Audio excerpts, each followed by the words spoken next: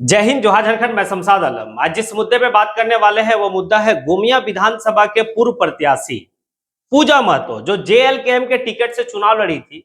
चुनाव हालांकि हार गई थी, लेकिन चुनाव हारने के बावजूद भी अगर गोमिया विधानसभा और इर्द गिर्द और भी विधानसभा में अगर किसी का ज्यादा चर्चा था तो जीता हुआ कैंडिडेट का चर्चा नहीं था, पूजा महतो का चर्चा था। आखिर पूजा महतो का चर्चा क्यों ना रहे? क्योंकि पूजा महतो पहली बार चुनाव लड़ती है, एक ऐसे पृष्ठभूमि से आती है जहां पर उनके कोई फैमिली में जो है कि कोई नेता नहीं रहे, वहां से आकर और जो है कि दूसरे पोजीशन पे रहती है, 59,000 वोट लाती है। ये कोई छोटा मोटा वोट नहीं था।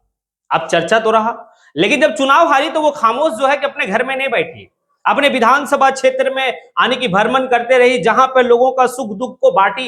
इसी दरमियान में ये देखा गया कि अभी एक मतलब ताजा मामला है, और ताजा मामला ये है कि पेटरवार स्वास्थ्य केंद्र में कुछ कर्मी जो है हड़ताल पे बैठे हुए हैं। अब उस हड़ताल में जो है कि उन कर्मियों का समर्थन देने के लिए पूजा महतो पहुंचती है और सारी बात को रखती है। आज इसी के ऊपर बात करेंगे, आप लोग वीडियो में अंत तक बने रहिए। तो चलिए चलते और सारी बात को विस्तार रूप से समझते कि पूजा महतो जब पेटरवार का स्वास्थ्य केंद्र के कर्मी के हड़ताल पर पहुंचती है तो आखिर सरकार को आड़े हाथ क्यों ली, और गोमिया विधानसभा के जो विधायक है, वर्तमान में जो है कि मंत्री है, उनको भी आड़े हाथ ली।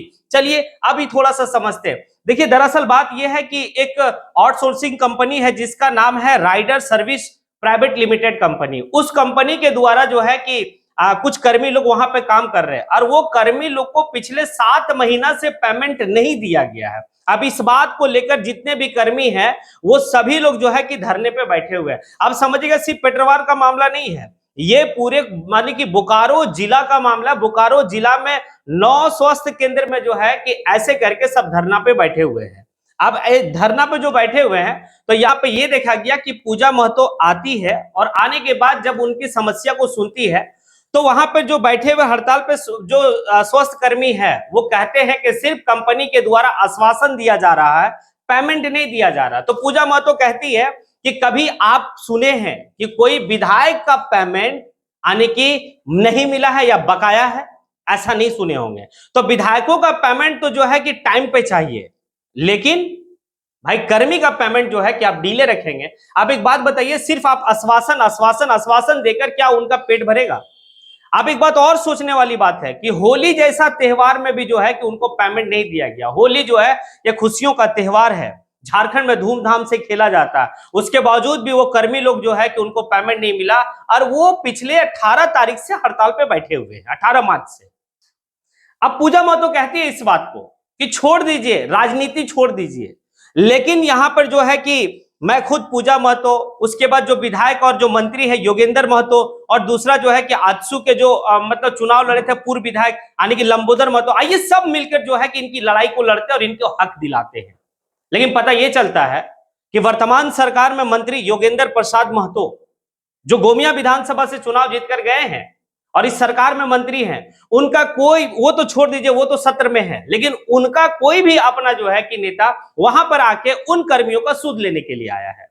यहां पर साफ झलकता है कि कहीं ना कहीं अगर वो मंत्री चाहते तो बिल्कुल जो है कि वो सारे जो है कि स्वास्थ्य कर्मियों का समस्या का समाधान हो सकता था।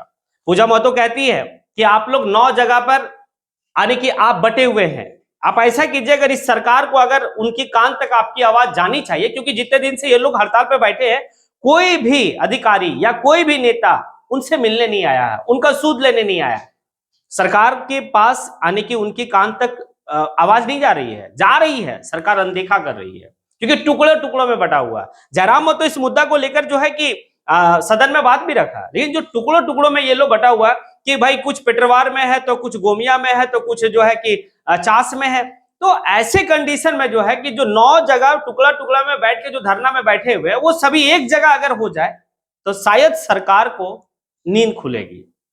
अब यहां पर एक बात है कि ये बात तो पूजा महतो कहती है कि सभी को एक प्लेटफॉर्म पे आके जो है कि अपना धरना और अपनी मांग को रखें। मैं आपके साथ बिल्कुल हूं, बात सही है। आखिर पूजा महतो क्या कर सकती है? पूजा महतो के पास उनके हाथ में तो है नहीं कि वो 7 महीने का मतलब तनख्वाह उन कर्मियों को दे सकती है, लेकिन लड़ाई लड़ सकती है, और लड़ भी रही है, इसको नकारा नहीं जा सकता है। जिस तरीके से वो लड़ी है और लड़ते आ रही है, इसको हम मतलब सिरे से खारिज नहीं कर सकते। अब आगे पूजा महतो जो काफी तर्क वाली बात बोली है, दो तीन बात जो बहुत बेहतर तरीके से बोली है कि ये वर्तमान की जो सरकार है ना, इस सरकार में सिर्फ एक ही योजना के पीछे पूरी सरकार लगी हुई है और वो है मैया सम्मान योजना। बाकी दूसरा कोई भी चीज पे उनकी ध्यान नहीं है। ऐसे बहुत ऐसे जो है कि योजना है जिस योजना को खत्म कर दिया गया, जिस योजना से जो है कि कल वृद्धा पेंशन मिला करता था, जिस योजना से जो है कि विधवा पेंशन मिलता था, विकलांग पेंशन मिलता था, अब उनको पेंशन नहीं मिल रहा है। अब सारा जो टारगेट सरकार का है वो मैया सम्मान योजना की तरफ है। तो मैया की सम्मान अब दे कहां रहे? वहां पर स्वास्थ्य कर्मी महिलाएं जो बैठी हुई है, उनके साथ जो छोटा छोटा बबुआ भी जो है कि गोद में, वो भी धरना में बैठा हुआ है। तो आप जो है कि कल कल्पना सोरेन गोमिया विधानसभा में आके हेलीकॉप्टर से उतरी और उतरने के बाद महिलाओं की सम्मान योजना आने की लुभावने वाला योजना लाकर जो है, झांसा देने वाला योजना लाकर जो है कि लोगों को बरगला गया। ये फिर 5 साल झांकने तक नहीं आएगी गोमिया में, ये बात पूजा महतो कहती है। और ये बात भी कहती है कि ये वर्तमान की सरकार जब तक है उससे आप जो है कि उम्मीद भी नहीं रख सकते।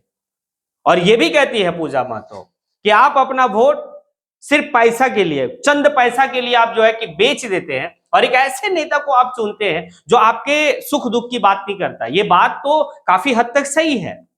एक बात, बड़ा बेहतर बात एक व्यक्ति कहा है कि अगर कोई डुमरी विधानसभा क्षेत्र के कोई व्यक्ति अगर किसी विधानसभा क्षेत्र में जाकर इस बात को कहे कि मैंने जयराम महतो को वोट दिया है, तो शायद लगता है दूसरे विधानसभा के लोग जो है उस व्यक्ति को बैठा के पहले चाय पानी नाश्ता पूछेगा कि भाई कि तुमने जो है अपना वोट का सही उपयोग किया है, दुरुपयोग नहीं किया, तुम बेचा नहीं।